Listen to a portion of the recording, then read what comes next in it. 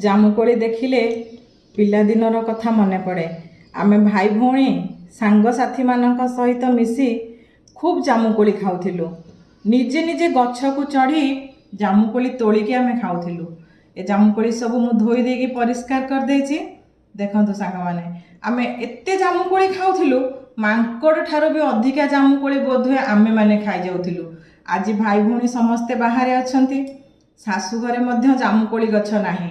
ମୁଁ ଅପେକ୍ଷା କରିଥାଏ ମୋ ଭାଇ କେଉଁଦିନ ଜାମୁକୋଳି ଧରିକି ଆସିବ। ଆଜି ମୋ ଭାଇ ଜାମୁକୋଳି ଧରିକି ଆସିଥିଲା। ତ ଏ ଜାମୁକୋଳି ଦେଖିଲେ ମାଙ୍କଡ଼ କୁମ୍ଭୀରର ଗପଟା ଭାରି ମନେ ପଡ଼େ। ଭାରି ମଜାଦାର ମଧ୍ୟ ସେ ଗପ। ଆଉ ଆମେମାନେ ବି ମାଙ୍କଡ଼ ଠାରୁ କିଛି କମ୍ ନଥିଲୁ। ବୋଧହୁଏ ମାଙ୍କଡ଼ କମ୍ ଜାମୁକୋଳି ଖାଉଥିଲା, ଆମେମାନେ ଅଧିକ ଜାମୁକୋଳି ଖାଉଥିଲୁ। ତେଣୁ ଏ ବର୍ଷା ଦିନରେ ଏ ଜାମୁକୋଳିଟା ଆମ ସ୍ୱାସ୍ଥ୍ୟ ପାଇଁ ବହୁତ ଉପକାରୀ। ଏକଥା ସମସ୍ତେ ଆପଣମାନେ ଜାଣିଛନ୍ତି।